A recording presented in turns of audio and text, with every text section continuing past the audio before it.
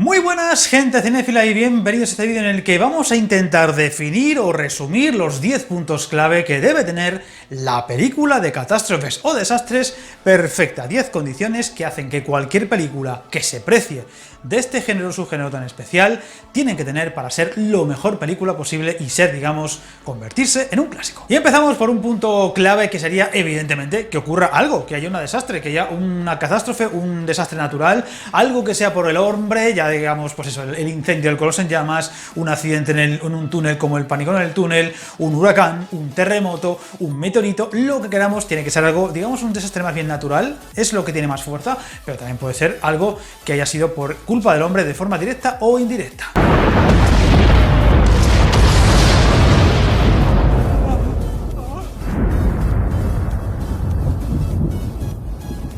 Otro lugar clave es que sea un escenario potente, tiene que ser o bien algo mundial, planetario, pero también puede ser una ciudad importante, con lugares que sean importantes, si a ser posible también con destrucción simbólica, es decir, si esa tragedia o esa película transcurre en Nueva York, pues que ocurra algo con algún edificio emblemático, alguna construcción emblemática y por supuesto, tiene que ser un lugar reconocible. También puede ser un escenario que puede ser, pues como el transatlántico de Poseidón, el edificio del Coloso en llamas, un lugar que sea realmente especial, llamativo, poderoso, un escenario importante y que además incluso transmita la sensación de que puede ocurrir algo así algún día o que nos podría incluso llegar a ocurrir a nosotros.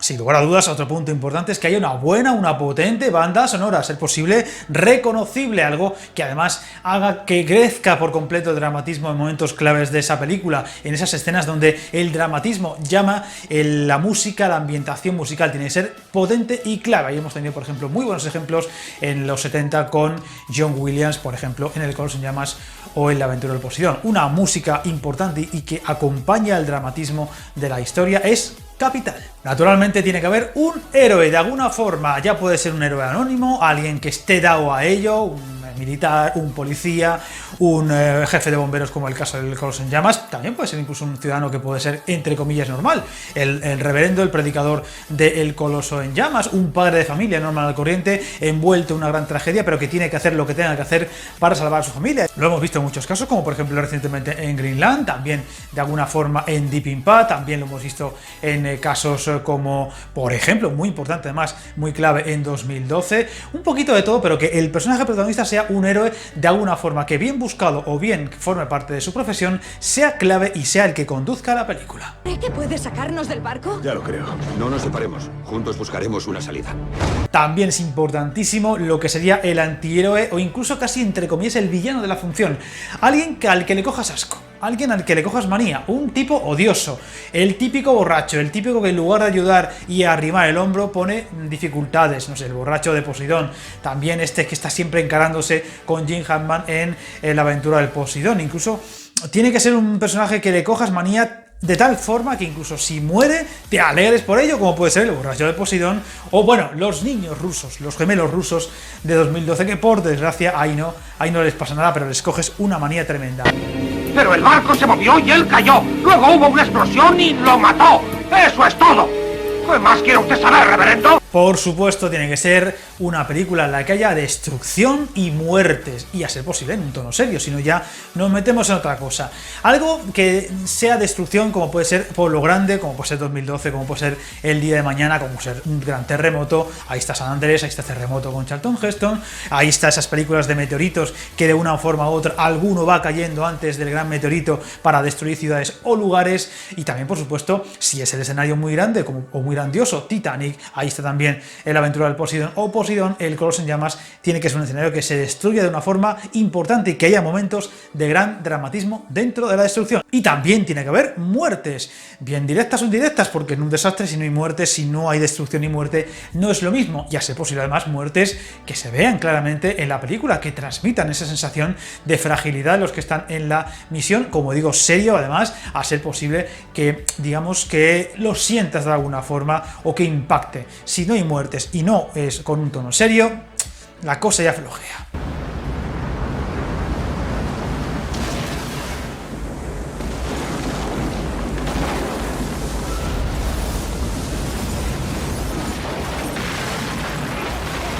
No puede faltar tampoco alguien que en un momento dado pierda los nervios, alguien histérico, y a ser posible incluso que dé voces, que grite, que se vuelve loca, y ser posible alguien que la zarandee y le diga cálmese, cálmese, recompóngase. Eso ocurre en muchas películas, especialmente clásicas, pero también lo hemos visto en momentos como en Poseidón.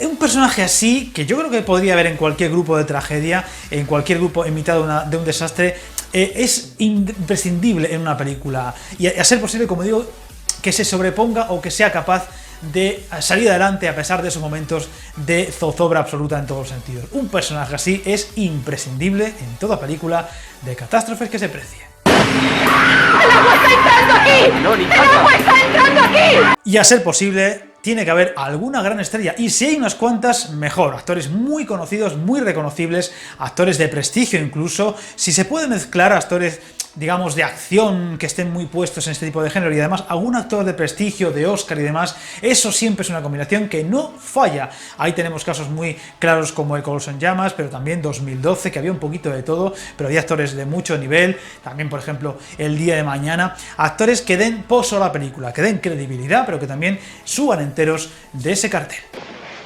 Okay.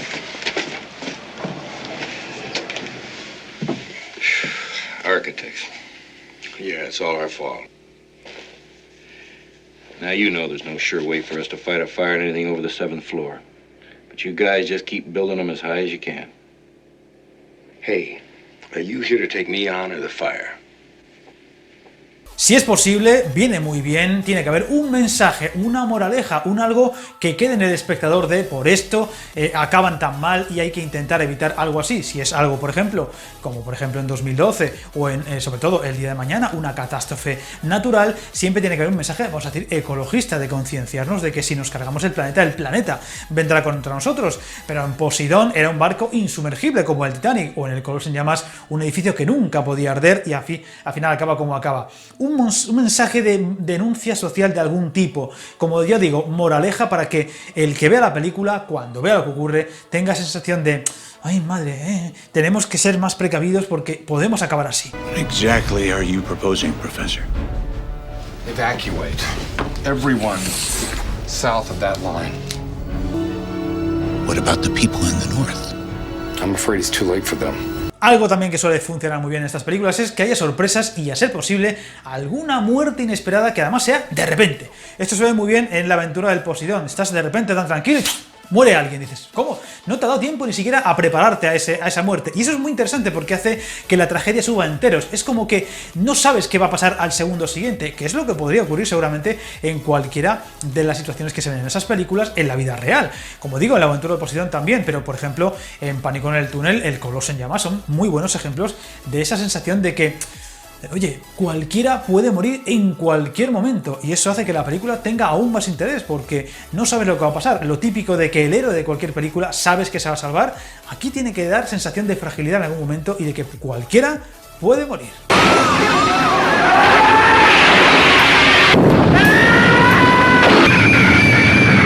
Y este sería un extra, pero siempre viene muy bien, un cartel de cine bueno. Ahí tenemos de los mejores ejemplos, El Coloso en Llamas o La aventura del Poseidón, pero un poquito todos esos carteles que transmitan esa sensación de máximo espectáculo, pero también dramatismo. Los carteles de las películas de este género de catástrofes suelen funcionar muy bien y suelen tener mucho dramatismo y suelen impactar. Armagedón también es un buen ejemplo de un buen cartel. Tiene que funcionar, tiene que transmitir todo el espectáculo que va a tener la película, pero también el dramatismo y esa sensación de que podría ocurrir el día de mañana y de que hay que verla y a ser posible en sala. Pero lo dejo aquí. Si alguno de vosotros tiene un punto en mente que yo me he dejado y que es imprescindible para una buena película de catástrofes, ahí tenéis el chat para poder dejar cualquier comentario y por supuesto estaré encantado de leeros y de responderos o estar de acuerdo o a lo mejor no estamos de acuerdo y tenemos algún tipo de discrepancia. Encantado de leeros como siempre y ya sabéis, parafraseando a Robocop, no os metáis en líos.